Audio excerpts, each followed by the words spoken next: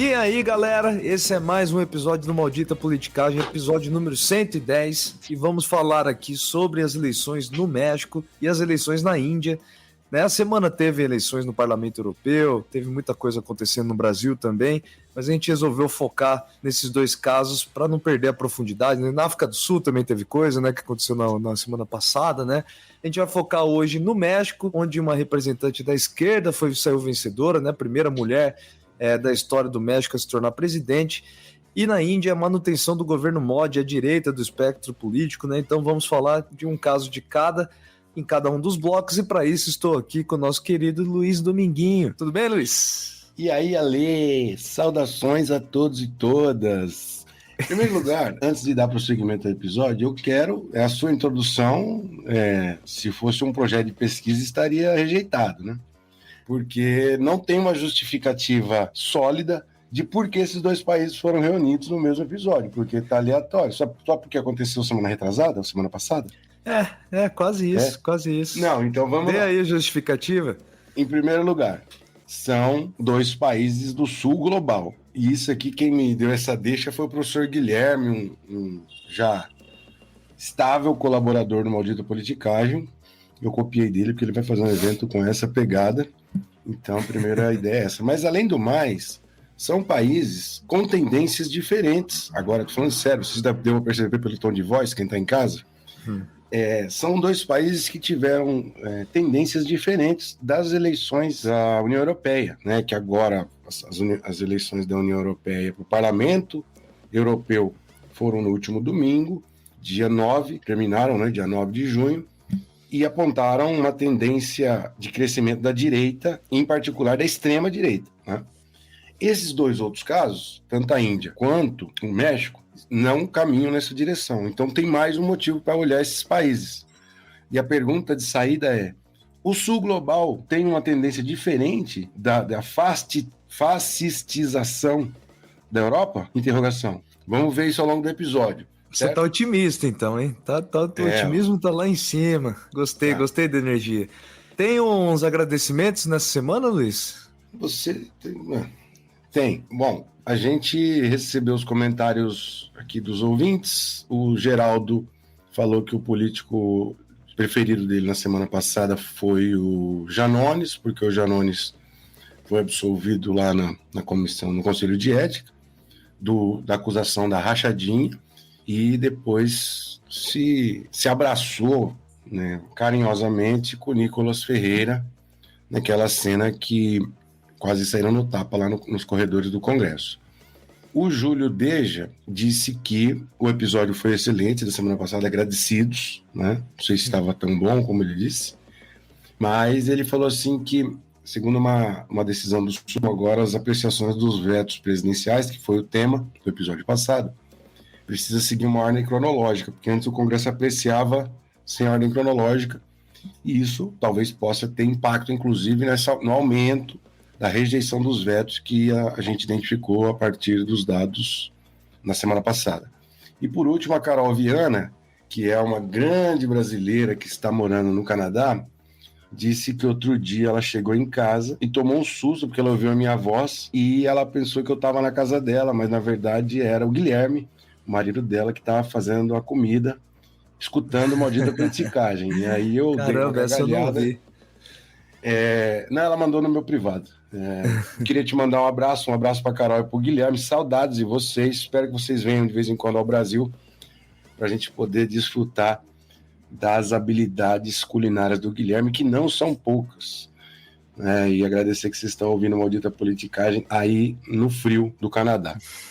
Eu queria mandar um abraço para sogrinha. Sogrinha pode, Luiz? Oxe, isso aqui pode.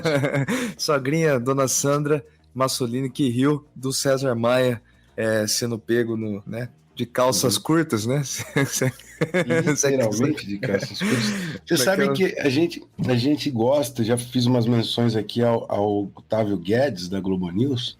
Mas eu gosto dele. Ele é engraçado, Ele é engraçado, tem um espírito bacana. Mas ele fez uma defesa, não sei por que precisou defender tanto o César Maia, que a galera ficou tirando sarro dele na internet, mas eu achei um sarro, assim como você, assim como nós, um sarro, assim, inocente, sem maldade, e foi uma cena engraçada de fato. Falou que ele não faz um esquema com milícia, que ele foi um dos bons prefeitos do Rio, tatati, e que tem gente que faz coisa muito pior do que aparecer na câmera, e que ele é um senhor de 80 anos, e tatati. Eu falei, Ave Maria do céu, que vontade de defender o cara por nada, né? Enfim. Então, ninguém vai deixar de votar no cara porque ele apareceu tá de brincadeira. No trono, né? Essa cena ainda me deixa descontrolado aqui. Bom, Luiz, desconcertado. Nós temos, né, como imagem inicial, você trouxe pra gente aí 2 grandes obras, né, que mostram um pouco o espírito da coisa. Conta pra gente isso daí. Vamos tentar, no episódio, exercitar a comparação dos 2 países, embora eles sejam muito diferentes em tudo, a gente vai tentar puxar algumas comparações e mostrar como que as coisas caminham com semelhanças, mas também muitas diferenças. Esses são 2 lideranças atualmente que parecem dominar os 2 cenários. O Narendra Modi na Índia e o López Obrador no México, que foi o padrinho político da presidenta eleita, a Claudia Sheinbaum, é isso? Sheinbaum, isso. Então, ela é a nova presidente, porque lá no México não permite reeleição. Na Índia permite. Inclusive, a 3ª consecutiva. Então, os 2 líderes fizeram obras com muito apelo popular e eleitoral. Obras faraônicas, obras gigantescas, bilionárias, né? Existe, só para complementar isso, né? Existe uma classificação de que são 2 líderes populistas, né? E essas obras ilustram um pouco esses grandes projetos aí, né? Então, o Modi fez aquilo que o Ocidente tem que ocidentalizar, né? O Ocidente colocou o nome de Vaticano Hindu, porque foi feito um templo hindu na cidade de Ayodhya, que é uma cidade, segundo os hindus, o marco zero, a origem do hinduísmo, né? Esse templo, ele foi construído sobre os escombros de uma mesquita muçulmana, que houve uma ordem hindu que destruiu essa mesquita em 1992, portanto já há mais de 30 anos, 32 anos. E em cima dessa mesquita vem sendo construída há 5, 6 anos, essa grande obra, que agora é um templo hindu. Foi inaugurado em janeiro desse ano, dizia o Modi, foi lá inaugurar, e falou que vai marcar uma nova era da Índia, a era da Índia se tornar grande nação, etc. No México, por sua vez, o Andrés Manuel López Obrador inaugurou agora em dezembro de 23, bem pertinho do que aconteceu na Índia, o Trem Maya, que é o nome que ele deu para o trem bala, que agora vai ligar Cancún ao interior do México, vai cortar o país inteiro em duas linhas assim paralelas, mas que no final das contas, se a gente pensar em metrô, já são 6 linhas que estão em construção. Agora ele inaugurou 3 dessas, e é uma obra muito cara, que contou, inclusive, com participação das Forças Armadas no trabalho de construção, e é um dos símbolos da gestão dele. Então, 2 grandes obras que têm um significado importante do perfil desses líderes, que nós vamos desenvolver ao longo do episódio. Então, no próximo bloco, a gente vai falar mais exclusivamente sobre o México e a nova presidente, ou presidenta, né, como vocês preferirem, da nação, né? Pela primeira vez, então, nos últimos 200 anos de história mexicana, a gente tem uma presidenta, uma mulher que vai governar o país. A gente também vai acabar falando um pouco, né? Vou tentar introduzir um pouco sobre o sistema político dessas 2 nações. No segundo bloco, a gente traz mais o foco para a Índia, né? Terceiro bloco, como de sempre, dessa vez a gente vai com luta de gostos, não com o meu maldito político favorito.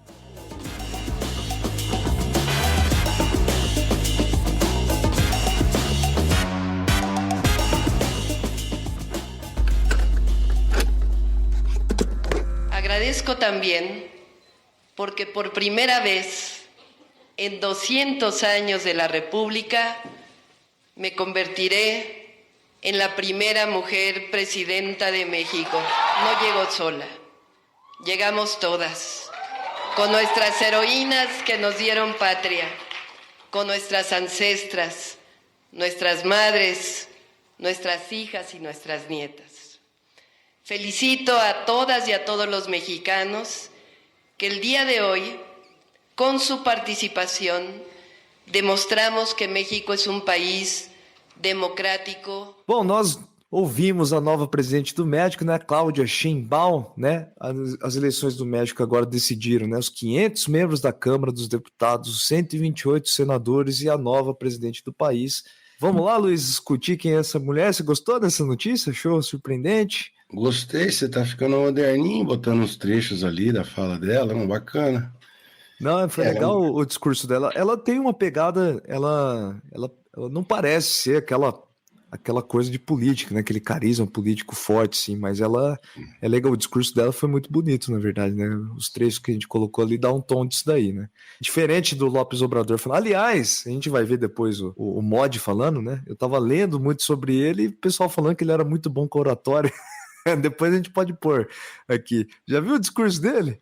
Já. Deve ser uma coisa, uma lógica muito diferente, que lá não tem a graça nenhuma, né, cara? Mas não é o jeito da fala, é o conteúdo, no caso dele, talvez. Mas fala assim de um jeito, parece que ele tá num ritual hindu, né? Bom, depois a gente coloca aqui no bloco dele. Bom, mas a Cláudia Sheinbaum, la doutora, né? As pessoas apelidaram assim, né? A Cláudia Sheinbaum além de ser a primeira mulher eleita como presidente, ela também é a primeira de origem de judeus, né, de uma família de judeus. Ela vem de uma família que tinha uma boa condição, estudou física na grande Universidade Nacional Autônoma do México, né, a UNAM, onde ela também acabou fazendo, né, mestrado e doutorado na área, acabou estudando também na Universidade de Berkeley, e por isso ela ganha esse apelido. E a doutora também foi laureada no Nobel da Paz, veja só, né? Ela fez parte da equipe do painel intergovernamental sobre mudanças climáticas, o IPCC, das Nações Unidas, participou da elaboração do 5º relatório e acabou ganhando o Nobel da Paz, sendo reconhecido por isso. Esse IPCC é atualmente o maior diagnóstico das mudanças climáticas que a gente tem, mais preciso. E ela participou da formulação dessa metodologia e em 2007 eles ganharam, todos os autores do projeto ganharam o Nobel da Paz. Acaba sendo o documento que é guia para toda a política ambiental depois, né? Ela foi uma militante de esquerda, né? Enquanto ela era estudante, ela também participava dos movimentos estudantis e por sua militância, pela sua participação nos partidos políticos e também pelo seu destaque na vida acadêmica, ela acabou sendo convidada pelo Lopes Obrador para ser responsável pelos gabinetes, pela política do meio ambiente enquanto ele era candidato, enquanto ele ainda não era presidente, né? Foi aí, então, que esse vínculo se estabelece. Ainda Cláudia Sheinbaum foi prefeita de Tlalpan, se eu estiver falando errado o nome dessa cidade, que é muito estranha a escrita dela. Uhum. É uma parte do México, né? Como se a cidade do México ela é toda dividida em setores. Então ela foi prefeita de uma desses fragmentos. Mais parênteses? Porque a cidade do México é um estado, como se fosse a cidade de São Paulo fosse um estado da federação. E dentro tem cidades, que aqui seriam equivalentes às subprefeituras. Mas como a cidade do México tem outra posição no México, a cidade inteira é um estado, e ela foi chefatura de uma dessas subprefeituras, se chama assim. E depois ela acabou se tornando, né, justamente prefeita da cidade do México, né, da região toda, do Distrito Federal como um todo, né?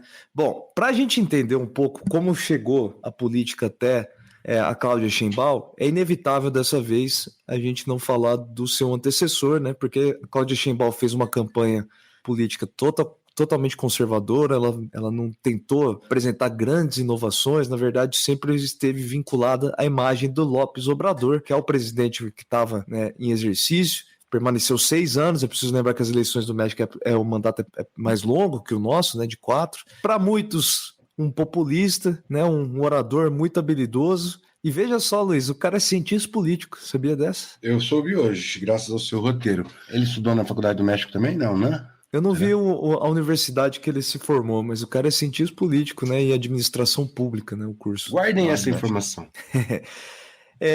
O Lopes Obrador, ele fez parte de um dos grandes partidos, daqui a pouco eu vou falar um pouco sobre esses partidos, mas ele começou no Partido Revolucionário Institucional e foi para o Partido da Revolução Democrática, no Partido de Centro-Esquerda, né? Perdeu algumas eleições, enquanto fazia parte do chamado PRD, e resolveu fundar o seu próprio partido, batizado de Morena, né? Um grande nome, né? Genial. O nome Morena ficou um grande nome, né? Morena é a sigla de Movimento de Regeneração Nacional. que é um partido que que levanta, né, uma bandeira populista de esquerda, né? Essa coisa de renovar, lutar contra a classe política, regenerar, né? Ou seja, aqui já dá todos os indícios, né, das características políticas do López Obrador. Esse sim fala bem. Parênteses, mais um. Na hora que você falou que para falar da Sheinbaum é inevitável falar do López Obrador, eu lembrei da música É Inevitável Te Amar Assim, e aí eu falei, pegando isso, dá para fazer uma adaptação. É inevitável regenerar a política mexicana, né? É mais ou menos isso que ele fez com a criação do Morena, que é recente, de 2014. 2012 ou 14, 2012, né? 2014? Eu acho que é 2012. Mas ele tem uma trajetória incrível de militância política, derrotas nas eleições presidenciais por 2 vezes, mas ele militou no PRI e o PRI, você falou, né? PRD. Que foi nos dois, no PRI e no PRD. Isso. E o PRI é o partido lá da primeira metade do século XX, antigaço, antiquíssimo, como se diz nos meios intelectuais, mas a gente fala antigaço, né? E porque o PRI ele era uma espécie de PMDB, maior, mais importante. Ele abrigava um guarda-chuva bem mais maluco do que o PMDB no Brasil, que governou o país durante 70 anos. Aí ele racha do PRI e vai para o PRD, e depois ele racha do PRD e cria o Morena. Isso. E, o PRI ele é tipo um MDB, só que não democrático, né? Em 70 anos são eleições fraudulentas. E maior, né? Mas, maior, né? Enfim, vários, né, especialistas apontam para características que faz do López Obrador, não é só pelo fato dele falar bem e dele ser popular, né, que faz dele um populista, mas na verdade ele tem muito aquela lógica de amigo e inimigo, né? Nós contra eles, faz duras críticas aos opositores e especialmente ao judiciário, né? Com propósitos de leis que às vezes também se tornam, enfim, criticadas pela oposição.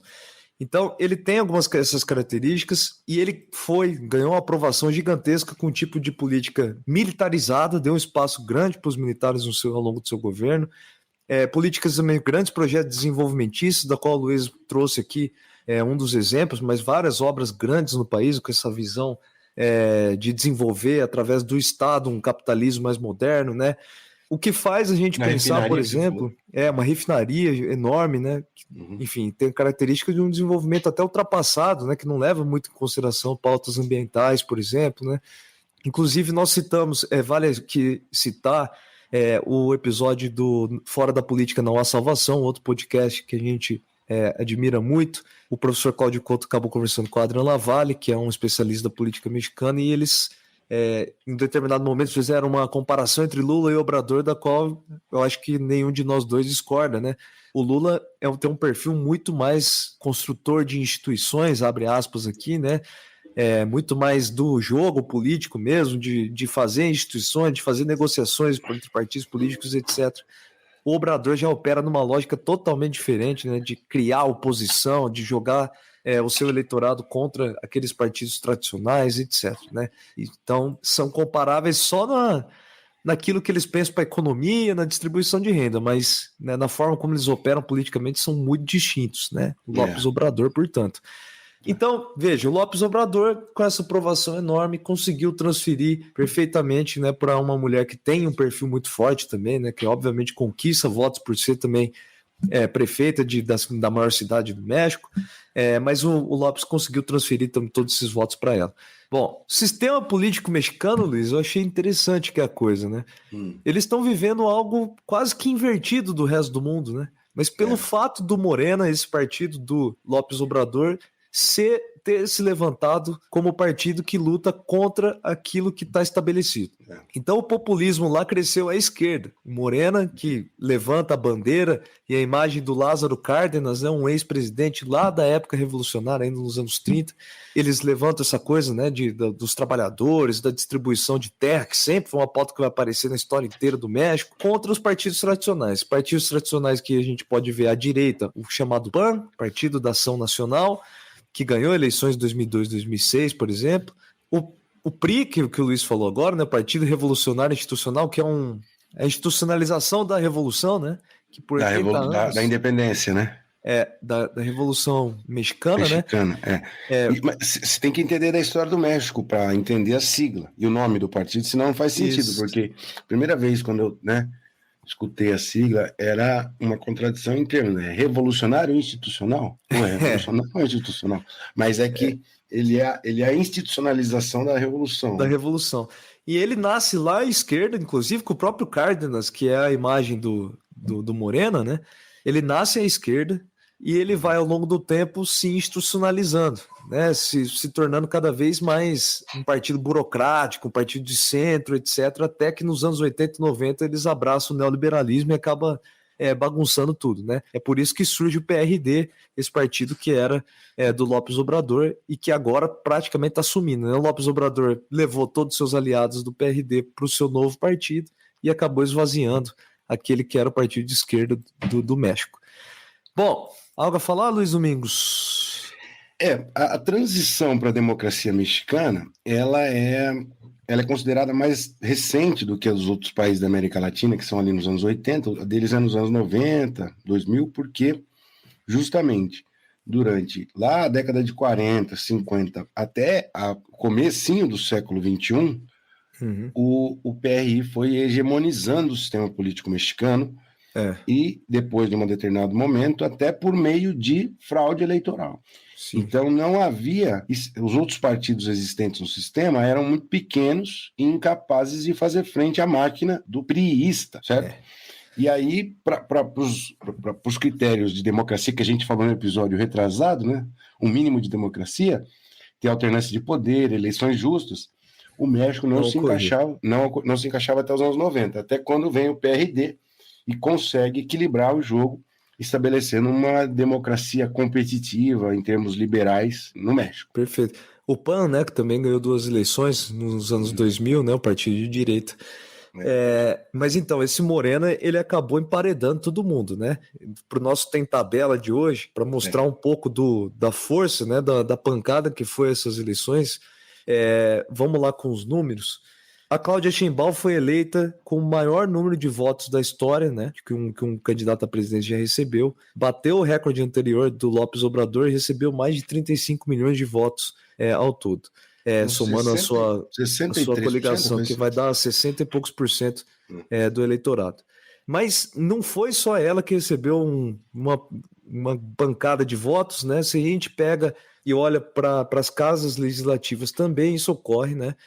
Ao lado do partido, então estamos falando do Moreno, ao lado do Partido Verde Ecologista e do Partido dos Trabalhadores, né? Igual o nome do nosso PT aqui, eles conquistaram 373 cadeiras na Câmara dos Deputados, que é composta por 500, ou seja, eles têm maioria qualificada já, né? Só na união desses três, obviamente que grande parte dessas cadeiras na mão do Morena.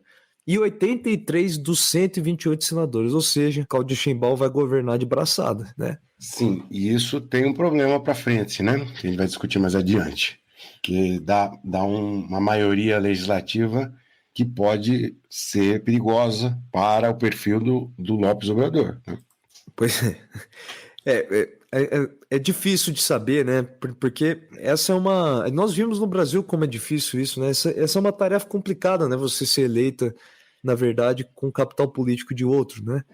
Porque existem diferenças que são importantes. Se a gente olha, inclusive, para o Nobel dela, para a carreira dela, ela é uma técnica, né? Uma mulher totalmente que vem do mundo mais técnico das agências públicas, e ela tem uma preocupação com o meio ambiente, né? O López Obrador, há pouco tempo atrás, tocou foda-se para o meio ambiente, né? Com as suas grandes obras, né, que ele coloca, usina, etc. Bom, vamos ver. Tem um quê de negacionismo, né? Tanto na pandemia quanto em relação à mudança climática. Pois é, ele é negacionista quando ele quer, né? Ele usa meio a favor dele uma espécie de negacionismo.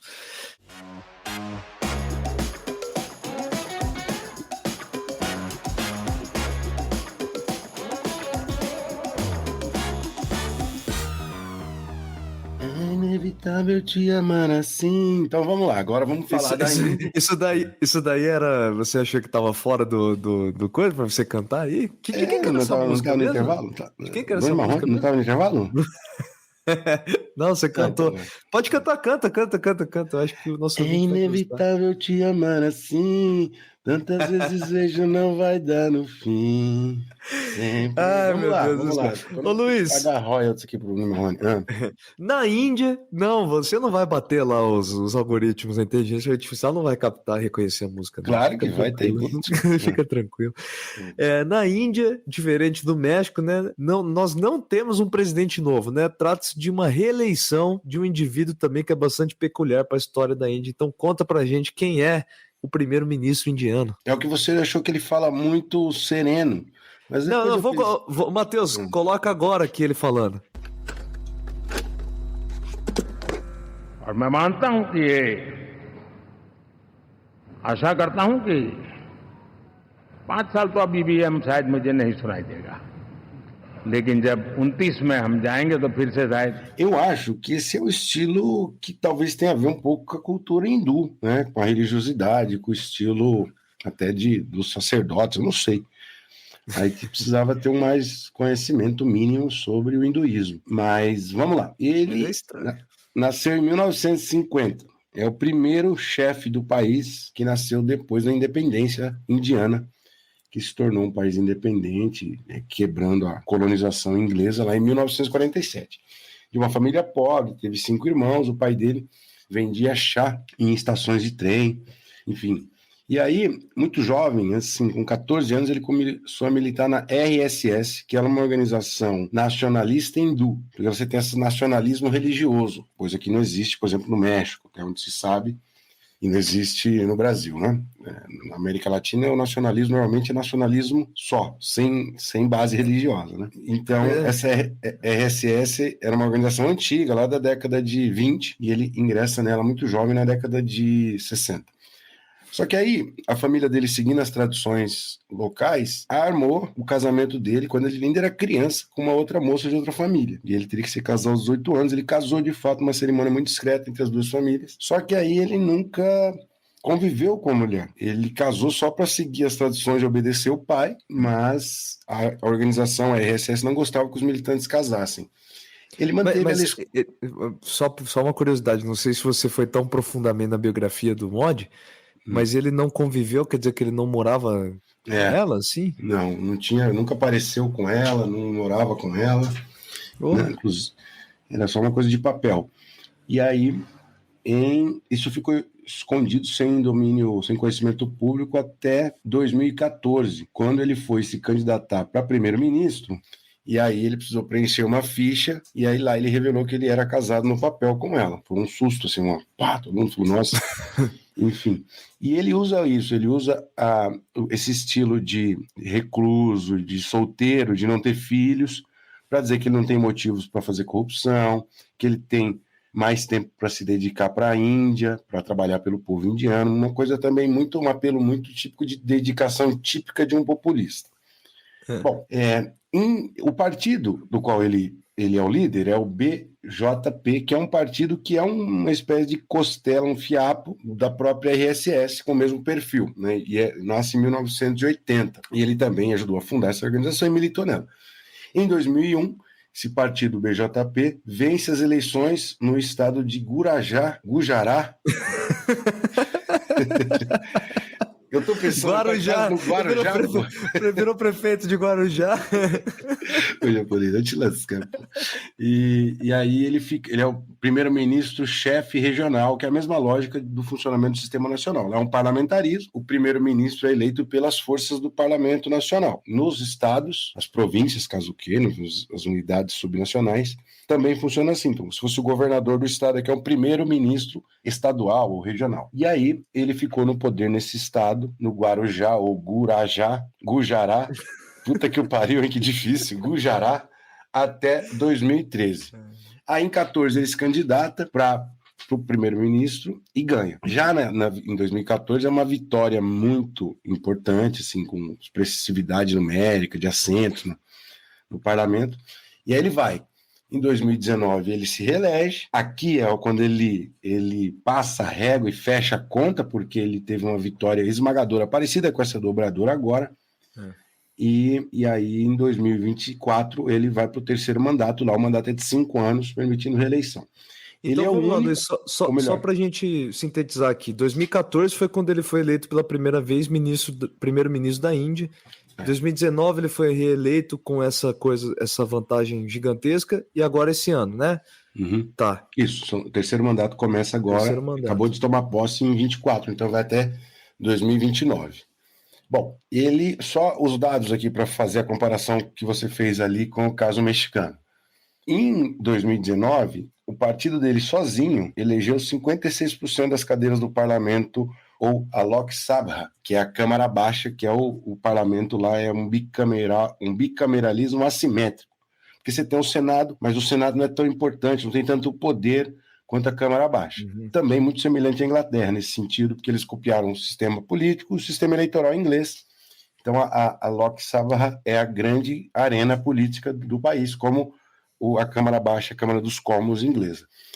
Aí, agora, ele caiu de 56% das cadeiras para 44% das cadeiras. Só que ele e a campanha dele começaram a campanha, meses atrás, com a pretensão de fazer uma vitória ainda maior daquela de 2019. E, na verdade, não deu certo. Eles tomaram uma vitória que foi analisada de forma mais ou menos geral, como uma vitória com sabor de derrota, uma vitória amarga, porque eles queriam fazer uma maioria mais forte e isso não se deu. Então eles vão precisar, ele já foi empossado, primeiro-ministro, portanto ele montou uma coalizão para governar, porque só com 44% das cadeiras ele não conseguia montar o governo. Ele já montou, porque funciona assim, você tem dois partidos.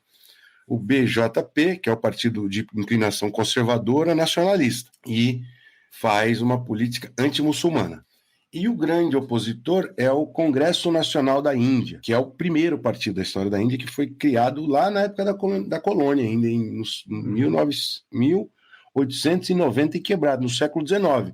Então, o Congresso, que eles chamam de Congresso, ou Congresso Nacional Indiano, da Índia, já tem 120 e poucos anos, é o mais antigo do país. Esse partido foi a grande força política do país ao longo do século XX, em particular depois da independência, ali em 47.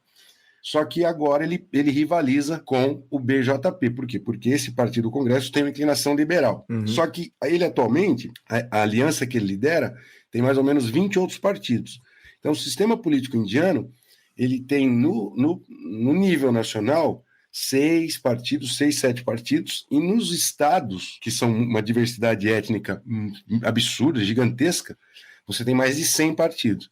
Então, o Congresso lidera essa coalizão mais liberal, de centro, agora com partidos de esquerda, inclusive, entraram para fazer frente ao MOD, e o MOD do BJP lidera uma coalizão menor, acho que com 3 outros partidos, que é de nacionalista hindu de direita. Bom, o que a gente tem a dizer desse momento na Índia? O cientista político Devesh Kapur, que é de uma fundação da Universidade Johns Hopkins, diz que o que aconteceu com ele, de agora em diante, ele chegou no pico do poder, e que essa eleição demonstra o esgotamento da liderança dele, e que daí é ladeira abaixo. Né? Por quê? Porque o país ele angariou os melhores resultados da política dele, que são basicamente de cunho macroeconômico, crescimento a 7% ao ano, isso já de modo estável, já faz anos que a Índia está crescendo a 7%, e já ultrapassou o Reino Unido, sua ex-algoz, tomou o 5º lugar na economia, já é a maior população do mundo, nós já fizemos um episódio sobre a explosão demográfica indiana, e, entretanto, há muitos problemas econômicos no país, em particular, aumento da desigualdade, portanto, o crescimento indiano lembra um pouco o crescimento brasileiro na ditadura militar. Crescimento fabuloso, só que concentrando cada vez mais renda, e, portanto, você está tendo uma população que não vê esse grande desenvolvimento econômico acontecer para ela. Em segundo lugar, um desemprego gigante entre jovens, que foi o eleitorado que fez frente a ele agora. Grande parte do eleitorado que apoiou o Congresso Nacional, a coalizão opositora, é o eleitorado mais jovem que não encontra emprego. Então, essa é a situação, vamos dizer, básica do governo. Se esse cientista político, o Kapur, estiver correto, e de fato, porque os prognósticos, até de muitos institutos de pesquisa e consultorias, achavam que ele ia ter uma vitória mais sólida. No maior estado da Índia, o Uttar Pradesh é um estado mais populoso, uma potência agrícola do norte, ele já teve 71 das cadeiras, das 80 cadeiras que esse estado tem no Parlamento Nacional. Tipo São Paulo. São Paulo tem 70 cadeiras na Câmara dos Deputados. O Uttar Pradesh tem 80. O MOD, o partido dele, já tinha conseguido 71 dessas 80. E agora ele conseguiu só 33. Uma queda absurda, né? Então ele... E é o estado, olha só, importante, falei da informação, é onde está o templo hindu. A cidade de Ayodhya, ela é a cidade do templo é nesse estado. Então, um estado que ele tem um grande proselitismo religioso, né, que ele corteja os hindus, faz política para esses grupos e persegue os muçulmanos, mesmo com isso, ele não foi capaz de ter a maioria das cadeiras desse estado. Então, demonstra, de fato, se não um esgotamento, uma forte sinal de que a popularidade dele caiu em relação à última eleição, a eleição lá de 2019. Eu consultei alguns analistas na BBC britânica, eles estavam ressaltando que pode ser que dessa vez essa política do MOD de ser divisível em relação aos outros fragmentos da sociedade indiana não caiu tão bem, meio que cansou isso, sabe? Por parte da população. Alguns são preocupados com isso, né? O desemprego que você falou também pesou, e parece que alguns governos comunistas, né, em grandes cidades, como em Kerala, né, começaram a se organizar também e ganhar um pouco de força como uma oposição, né? O radicalismo hindu, que ele começou a perseguir, especialmente no segundo mandato, de 19 em diante, ligou o alerta para tudo que é outro grupo, outras etnias e outros partidos minoritários, de minorias étnicas, contra ele, porque teve uma lei que ele aprovou, que essa é uma das mais graves, que qualquer estrangeiro hindu que pedir cidadania na Índia ganha, e isso não essa oportunidade não é dada aos muçulmanos. Sim. Então é uma exclusão pesadíssima, né, em relação ao povo muçulmano. E vale lembrar que a Índia, tradicionalmente, para o caso da Índia, né, é uma história milenar, né? A Índia sempre foi um país um povo que lida bem com a diversidade, né? Sim. Que recebeu muitas pessoas de várias matrizes religiosas, étnicas, etc. Né, os hindus representam cerca de 90 e poucos %, né, da população. Acho que era 94, 93 que a gente falou. Não, 85 mais ou menos. 85. Estou tentando lembrar o dado que a gente falou. Inclusive, fica aqui a nossa recomendação para o episódio demográfico da Índia que a gente fez algum tempo atrás. Procurem. Populações de bilhões de habitantes é o nome. Que a Índia agora é a maior democracia do mundo, né, que a gente está falando. Sim. E a maior população do mundo junto isso eu não mencionei, pô. Estamos falando da Índia. A Índia, do ponto de vista numérico, é o país com maior eleitorado. A democracia, nos termos, né, do Schumpeter, que a gente falou no episódio 108, é a maior democracia eleitoral do planeta. 740 milhões de eleitores. É coisa... Meu Deus do céu. Na verdade, teve 640 milhões de eleitores que compareceram, mas tem quase 800 milhões de eleitores em potencial. Meu Deus. É 4 vezes o Brasil, a população do Brasil, né? Porque o Brasil tem 100 e tantos milhões de eleitores, comparecimento de 100 e tantos milhões de eleitores, a Índia colocou 640 milhões de eleitores nessas eleições. E para comparar com a eleição da União Europeia, que foram 320 milhões, a Índia tem o dobro redondo. Pois é. Então, existem algumas notícias que falaram sobre o uso da inteligência artificial, né, de outras táticas de criação de propaganda eleitoral, tanto na forma legal como na forma ilegal também, né? Criação de fake news, etc. De que essa eleições na Índia foi completamente inovadora, né? Parece que tinha, por exemplo, um tipo de inteligência artificial que você colocava lá no QR Code da propaganda eleitoral do cara, e aparecia o cara, né? Mas lógico, né? Uma representação do político, né? E você podia fazer perguntas para ele. E essa inteligência artificial, obviamente, deve ser programado para responder o que o cara quer ouvir, né? Então, veja, teve uma série de inovações que ainda são pouco estudadas, ainda não deu tempo de olhar tudo isso, né? Mas essas eleições na Índia foi também, né? 800 milhões de pessoas, né? Para você alcançar, foram inovadoras nesse sentido. Alessandro, vamos para o quebra-pau já. Tá. É correto dizer que o México caminha para um período de ascensão populista e a Índia para o descenso populista? Nossa, é muito chute. É muito chute. É chute, mas é disso que se trata, né? Ninguém vai levar a sério o nosso quebra-pau aqui. Ô, louco, já não levar a sério no sentido. no sentido de achar que a gente vai acertar as coisas. Cara, eu acho, pelo perfil da Cláudia Sheinbaum, eu acho que ela não vai seguir esse populismo do Lopes Obrador. Ela vai ser uma Confia política muito nela. mais... Você confia na cientista? Não, eu não sei se isso é um elogio, mas eu acho que ela tem um perfil muito mais conciliador, etc. Eu não sei qual papel que o Lopes Obrador vai ter, né, no governo dela. Isso também é outra questão que fica, né? Essa é a maior pergunta que eu fiquei ouvindo tudo que eu ouvi, lendo tudo que eu li. Pois é, porque o que ele vai fazer, né? Então, e no caso do mod, eu acho que a vaca tá indo pro brejo, viu? Você acha que tá indo com corda e tudo? É porque, assim, é preciso fazer uma análise de fato, né, da economia indiana, se a Índia, quanto de agência dele, né, do governo tem ali nesse crescimento forte da Índia, né, mas muito da popularidade dele está baseado nesse crescimento econômico, né? Vamos lá, vamos tocar um pouco nesse ponto. Ele tem um perfil conservador nisso que a gente fala do nacionalismo hindu, mas no âmbito econômico ele tem um perfil típico liberalzão, neoliberal, meteu privatização com força, né, tirou direito trabalhista. Direitos trabalhistas, direitos sociais, né? Muito parte da população pobre sofrendo, né? E começou a fazer programas de transferência de renda a partir da pandemia, portanto, já depois de mais de 8 anos no poder, 6 anos no poder, só que a transferência de renda para os mais pobres era com um saco de arroz, com a foto dele. Você sabia? É bizarro, não, né? Então, não. Aliás, eu vi as propagandas eleitorais dele, olha que coisa assustadora, viu? Então, assim, é uma forma de interpretar, uma forma de fazer política pública para os mais pobres que pode ter demonstrado seus limites de concepção de mundo, né, pô? Porque, sim. Enfim. Sim. Ele tem uma imagem meio Bollywood, assim, né? Bollywood, Mas é uma estética, enfim, né? Eu tô sendo completamente inocente, que é uma estética que eu não alcanço, mas enfim. Luiz, Bollywood é uma maldição ou não é? 100%. 100% maldição. É ruim demais.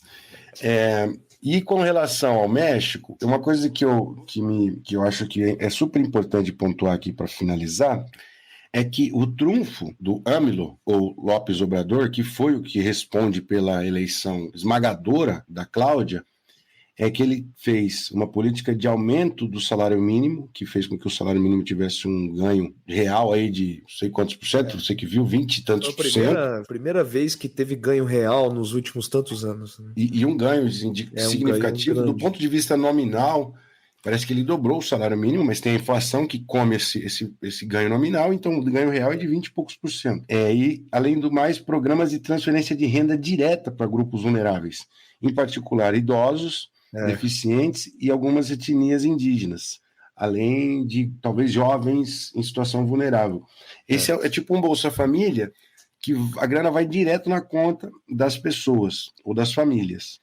Mas o que foi apontado pelo Adriano, que você mencionou do episódio Fora da Política na Salvação, é que ele não tem nenhuma instituição de mediação, né? Então, se tirar o dinheiro, não tem política pública. Parece que é ele que está depositando. Né? Parece que é ele que está mandando lá o Pix, né? E é interessante que ele usou muitos militares, né? Inclusive para construção de obras, etc. Né? Mas é importante isso, porque comparando novamente com o Brasil e com o governo do PT, aqui, por mais que o Bolsa Família tenha iniciado quase como programa sozinho, ao longo dos anos dos governos, você criou o CRAS e o CRES, um sistema de assistência social, uma instituição que se inspira um pouco no SUS, né? Então, por exemplo, o governo do Temer, ele loteou o Ministério da Saúde com o PP e com políticos francamente corruptos. Por que a política no Brasil não desandou? Por causa do SUS. Então, se você muda o governo, uma política como essa lá, de transferência de renda no México, se você não tem a instituição que se fortalece para conduzir a política de assistência social e de melhoria da população vulnerável, só o dinheiro não faz política. A política ela é muito superficial em vista do problema social agudo que é a pobreza naquele país. Sim, é a burocracia, a existência dessas instituições que mantêm uma política a longo prazo, né? Então, o Bolsa Família que você bem lembrou, né? Pode vir governo à direita que eles não mexem, né? Não tem como quebrar. Uma tendência muito maior de permanecer a longo prazo, e política pública a curto prazo é muito pior do que a longo prazo, né? A longo prazo é muito mais eficiente para lidar com os problemas.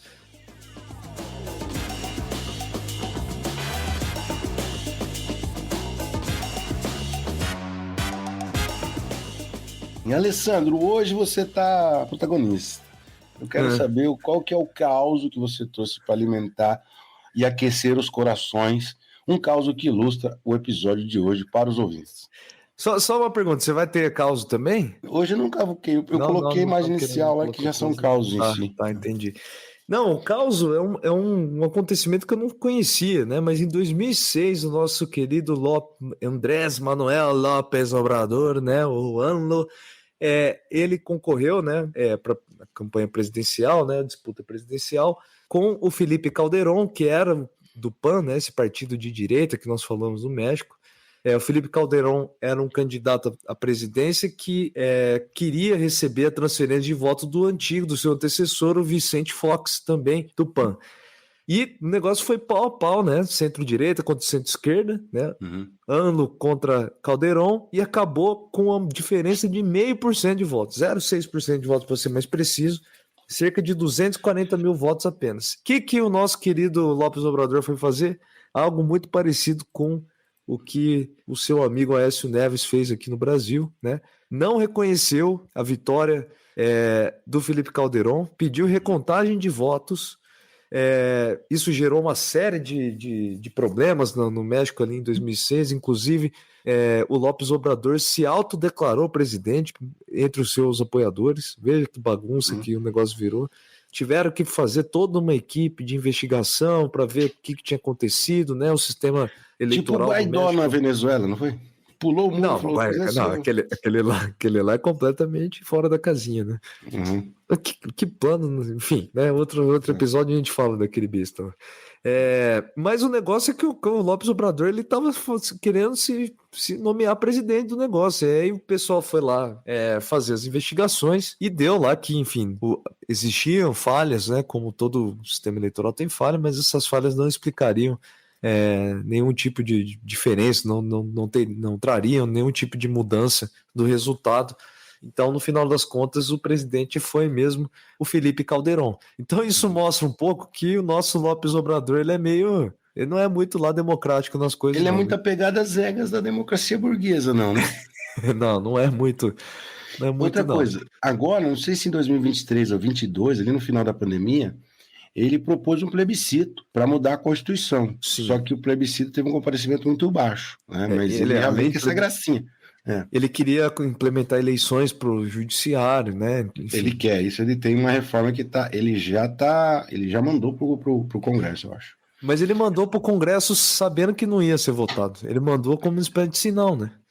Ele tem essa proposta de mudança de Constituição, tem 20 mudanças, que é mudar a composição do judiciário por voto popular direto, mudar o sistema eleitoral para um sistema de maioria simples, que é o sistema, inclusive, que é adotado na Índia para eleger o parlamento, e essa ideia dele de que a democracia é pura e simplesmente o governo da maioria, né?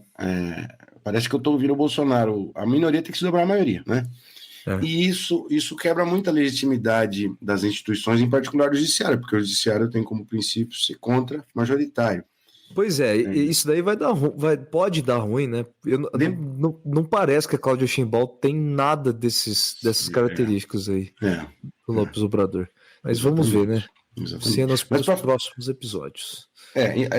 A maldição era exatamente essa, né? Esse líder, porque é um líder de esquerda, preocupado com o problema da desigualdade socioeconômica no país, fez políticas importantes. O país hoje tem índices de desenvolvimento econômico e humano muito melhores, mas tem outros problemas crônicos e ele joga muito para eventualmente enfraquecer as instituições democráticas do México. Então, mas o México está em outra fase, né? Se comparado com a Índia. A Índia é uma democracia de, 70 e poucos anos, muito sólida, né? E essa perda de apoio de um líder populista como o Modi demonstra força dessa democracia e uma espécie de vitalidade do eleitorado, né? Da oposição. Então, a Índia, no final das contas, parece mais equilibradona, assim, do que o caso do México, embora o México também esteja num momento de melhorias, de mudanças históricas importantes. Vamos ver, o papel dessa Cláudia é central nessa encruzilhada mexicana, né? Tô igual a Vera hoje. Esse parece. Tô igual a Vera hoje, tio. Parece roteiro de novela mexicana, né? O papel da Cláudia. Se o Merval me escuta, ele me liga. Tá pra lá, filho. Cruzilhada mexicana, nossa senhora. O papel da Cláudia é central nessa encruzilhada mexicana. Essa foi Merval, vamos nós, filho. Essa foi boa. Então, para o nosso luta de gostos de hoje, Luiz, eu vou trazer uma pergunta para você: Merval ou Vera Magalhães? Não, pô, sai pra lá. Luta de gostos. Então vamos lá, Luiz Domingos. Você propôs essa luta de gostos, mas eu vou anunciar aqui. Você queria de futebol. Você queria fazer Jorge Campos versus quem mais? Cacilhas, quem mais? Jorge Campos contra quem? Não, esquece isso aí. Carrossel, que surpreendentemente é de 1989, veja só. Ou Chavo del Ocho, né? Lógico, né? O Chaves de 1973. A cara de pau do nosso querido Silvio Santos de passar o Chaves em 2020, né? Mas enfim, você prefere o quê? Você criou, você responde. Porque eu vou ser sincero, nem assisti Carrossel. Carrossel pra mim é um negócio muito... Você assistiu ao remake brasileiro da novela original do México. É isso, né? Talvez, não sei. Olha, eu vou revelar aqui. Quando teve o Carrossel, quando a SBT comprou o Carrossel e passou, ali você devia estar nas fraldas ainda, japonês. Eu assisti desesperadamente Carrossel, era bem molecão assim, era febre. Carrossel, mas não era tipo Tiquititas, assim? Cirilo, mas na minha época era mais legal, né? Cirilo, isso que lá e tal. Mas quantos anos você tinha? 16? Cretino. Tinha uns 8, 9. Você é um idiota. Bom, mas assim, o que pega mais assim, efetivamente, é a nossa história, a longa história assistindo Chaves, né? Chaves eu assisti até muito mais senhorzinho, assim, até depois, quando eu morei em República, que tinha que botar um bombril na antena da televisão para pegar alguma coisa, só conseguia sintonizar no Chaves e ficar assistindo Chaves lá depois de assistir aula de... Passava a tarde inteira, assistir aula de Levi Strauss para dar uma aliviada, assistia o Chavo del Ocho. Mas não tem discussão, né? O Chaves é muito mais legal do que Carrossel, né? Então eu tenho um luta de gosto pra você. Qual é o melhor personagem do Chaves? Mais legal? Não. Olha, eu acho que é o Chaves mesmo. Chaves mesmo? Eu gosto do Chaves. Me ganhou. Depois de ter me zoado. Eu nunca gostei muito do personagem do Kiko. O Kiko, eu acho que ele representava tão bem, inclusive, aquele tipo de gente que eu não gostava, aquele tipo de criança que eu não gostava dele também. E o Seu Madruga também, né? O Seu Madruga fica no páreo também, é bom também. O Seu Madruga é massa também, mas depois ele virou muito hype, né? Virou muita camiseta e tal. E aí, por isso fica com o Chaves. Entendi. Não, mas eu gosto mais do Chaves. Mas a formatação do personagem do Seu Madruga, o layout dele é sensacional, né? Ele inventou o punk rock. Ele inventou camisa surrada, calça jeans. Exatamente. All-Star. É sensacional. O Kiko é tipo o político populista contemporâneo, né? Tá perdendo, ele pega a bola e pega a bola e sai correndo. Que nem uma isso. A galera quis fazer aqui. Então é isso, né, Luiz? Deixa eu fazer aqui o expediente, o serviço. Esse é um podcast de divulgação científica nas áreas de ciência política e sociologia. Os eventos eram às terças, mas agora são às quintas. Então, acompanhe nas redes sociais e, se você gostou, divulga por aí, pelos 4 cantos.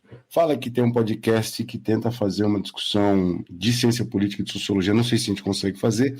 Se você gostou muito, vai lá e coloca 5 estrelinhas no tocador de áudio que você usa, porque isso ajuda a engajar o nosso conteúdo. E qualquer coisa, qualquer erro, qualquer coisa que vocês acham que faltou, que dá para desdobrar, pode mandar sugestões para a gente nas nossas redes, que a gente vai desenvolver novos episódios a partir dessas sugestões. E por último ainda, é um trabalho que conta com a ajuda assim, generosa de ouvintes que colaboram financeiramente. Se você acha que tem uma sobrinha que dá para contribuir para que o projeto se sustente, vá lá no apoia.se/maldita politicagem. É isso, japonês? É isso, galera. Um abraço. Um abraço.